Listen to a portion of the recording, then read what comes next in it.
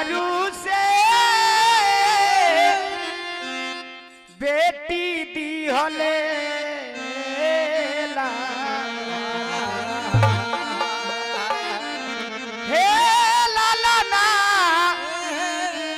लाला ना हो लाला ना। देखी मामी, ए मामी जी, सोहर है, ये सोहर पर मोहर लागेला ना जी, एकरे नाम है सोहर।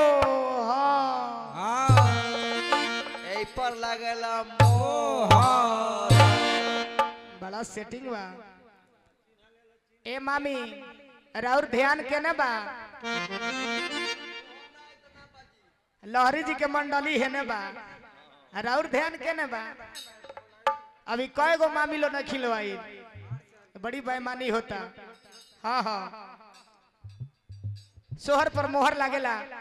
आई माइये बहन लोग के चीज है ना जी, माता बहन लोग बैठ के श्रवण करेला सुनेला।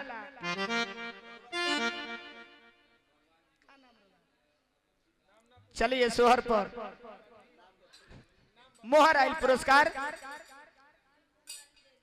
फूल कुमारी देवी जी की तरफ से शुभकामना खातिर मालिक से पथनवा कहे के बा कि हम हो तो जननी विधना बेटा दी है आऊरी से, बेटी दी हले आऊरी से, बेटी दी हले लालना ए लालना ए लालना काहि कारण सैया हमके मारे न नदिया गरी या एली हे लालना काहि कारण सैया हमके मारे न नदिया गरी आवे ए हम हो तो जननी विधना बेटा दी है अवरू से, बेटी दी हले अवरू से, बेटी दी हले लालना ए लालना ए लालना काहि कारण सैया हमके मारे ले नदिया गरी आवेली हे लालना काहि कारण सैया हमके मारे न नदिया गरी आवे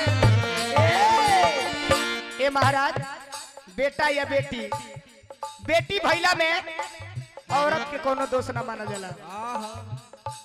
बेटी भैला में औरत के दोष नहीं खे, जे पढ़ल लिखल बा, जे जानता वो बुझता। आ हर परिवार के ही बात बा, लोग औरते के दोष देला ना। बेटी अगर होता रही तो ये औरत के दोष नहीं खे। ऐसे एक गीत संगीत के माध्यम से हम निवेदन करतनी कि औरत के दोष देहला के जरूरत नहीं है। ए बेरा बहुत सोशल मीडिया के समय बा, समय बहुत तकनीक आगे निकल गई बा ना जी, वो पता लग जाला कि कवना वजह से कौन बात बा। वो औरत मन में विचार तरी, सोच तरी, का कह तरी राजा भाई हम तो जननी सासू दूध दी है दूधावा में, गुड़ दी है दूधावा में, गुड़ दी है ये लालना। कह तरीके हम सोचले रहनी है कि जहिया हमारा बबुआ हुई है तो परिवार में हमारा मान बढ़ी।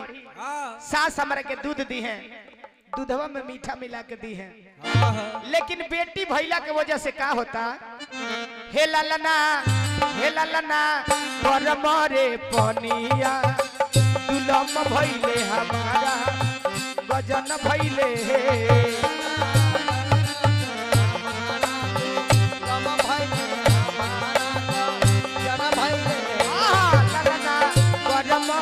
पहनिया दुलम भैले हमारा गजन भैले हे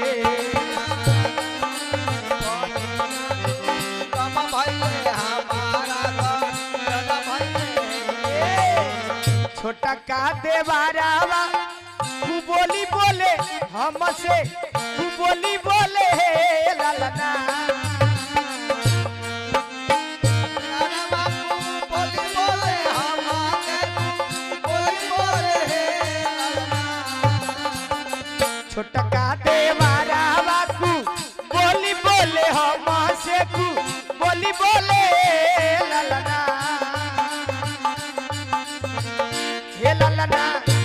ललना छोटकी नदिया छोटकी नदिया ताना मारे ली हमके गरी आवेली हे ललना छोटकी नदिया ताना मारे ली हमके गरी आवेली।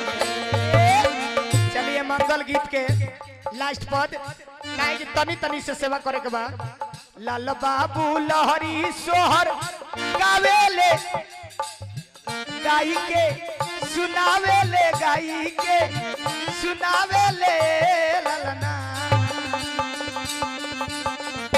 ए ललना जुगे जुगे बाढ़ो ये हम वाता मोहनिया उठे सोहर हे